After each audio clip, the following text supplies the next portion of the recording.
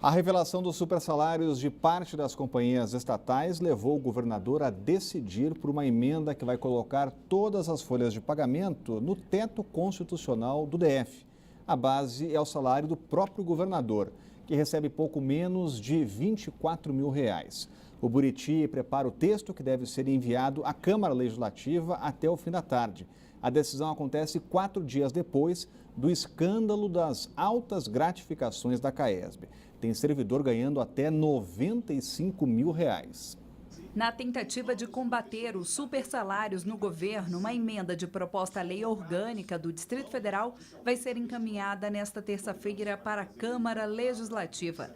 De acordo com Rodrigo Hollenberg, salários acima do teto constitucional não podem ser aceitos no funcionalismo público. É inadmissível, no momento em que o governo faz um grande esforço, em que a população faz um grande esforço, que tenhamos supersalários no Distrito Federal. Em pelo menos 3 empresas, CAESB, Metrô e Terracap, a nossa produção constatou que funcionários recebem mais do que ministros do Supremo Tribunal Federal, que hoje ganham R$ 33 mil.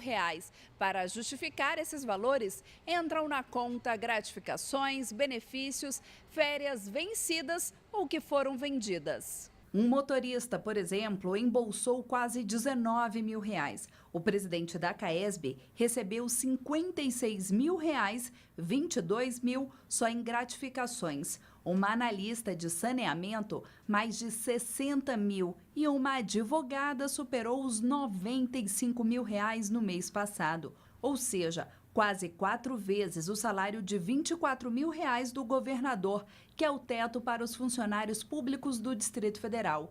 Em um momento em que o desemprego bate a porta dos brasileiros, este especialista não vê justificativa para os privilégios. Em primeiro lugar, é preciso destacar que a transparência corrige realmente essas distorções, né? Veja que só o fato desses salários terem sido divulgados gerou toda essa polêmica, né? É importante, portanto, que sejam divulgados os salários de outras estatais, inclusive aqui do Distrito Federal, até mesmo o Banco Regional de Brasília, para que nós possamos ver se existem outros absurdos desse tipo, ainda que justificados de uma forma legal. Agora, a grande questão é se realmente precisa uma lei para cumprir a Constituição. É claro que não, né? Olha, o governador disse ali que isso é inadmissível, esses salários de marajás são inadmissíveis, ele tem toda a razão, mas a reação dele foi muito tímida. O governador tinha que simplesmente determinar o fim do pagamento de supersalários.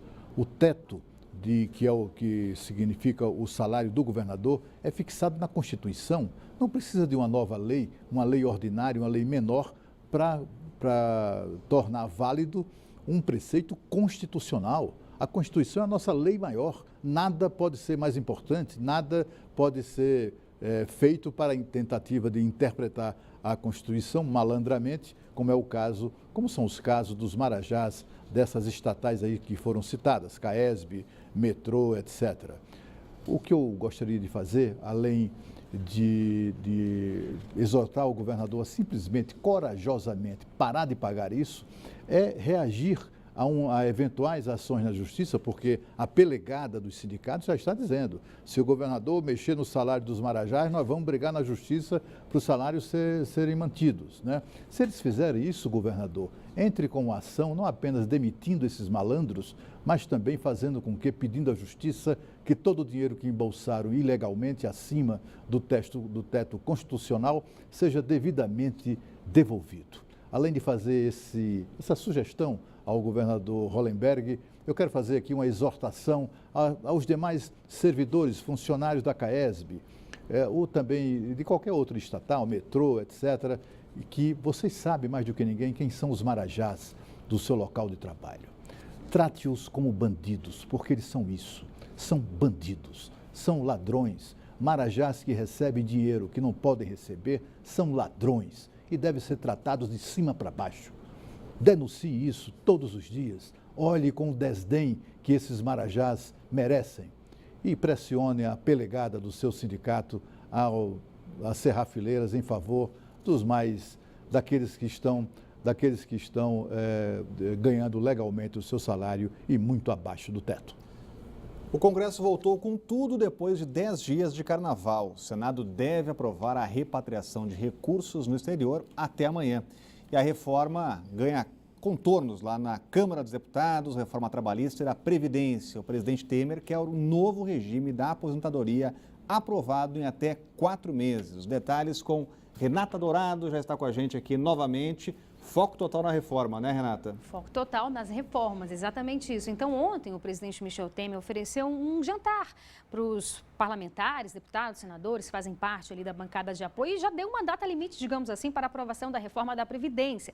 Seria o dia 15 de julho. E olha que a reforma trabalhista deve ser aprovada antes. Por quê? Porque há um consenso maior com relação a essas mudanças propostas nas leis trabalhistas e também porque o governo enviou a reforma trabalhista como um projeto de lei que, por si só, já tem um trâmite mais tranquilo, mais rápido, digamos assim. Precisa ser só aprovada em primeiro turno, em um turno na Câmara e um turno no Senado. Já a reforma da Previdência, além de ser um assunto, como a gente sabe aqui, mais conturbado, mais complexo, o governo enviou como uma PEC, proposta de emenda constitucional, ou seja, como o próprio nome diz, uma medida que modifica a Constituição. Então, tem um trâmite mais complexo, precisa ser aprovada em 2 turnos na Câmara, em 2 turnos também no Senado. Então, essa aí já deve ser aprovada no dia 15 de julho e antes disso, portanto, a gente deve ter a aprovação da reforma trabalhista, pelo que o governo, de fato, vem se empenhando, vem trabalhando para que isso aconteça.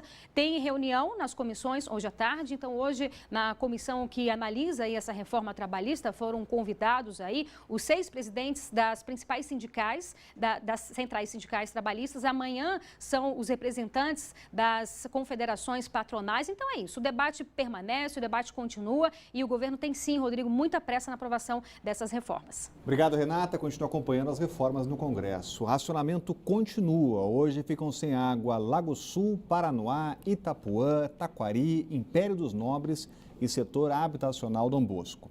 Isso para as regiões abastecidas pelo reservatório de Santa Maria. Nas áreas atendidas pelo Descoberto, o corte é no Gama.